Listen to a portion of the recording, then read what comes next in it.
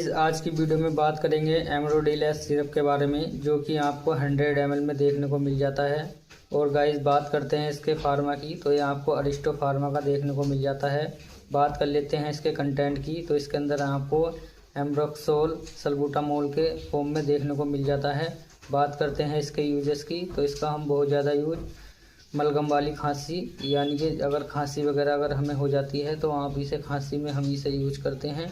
और साथ ही साथ फेफड़ों में सूजन हो जाती है तो उसमें भी ये फ़ायदा करता है।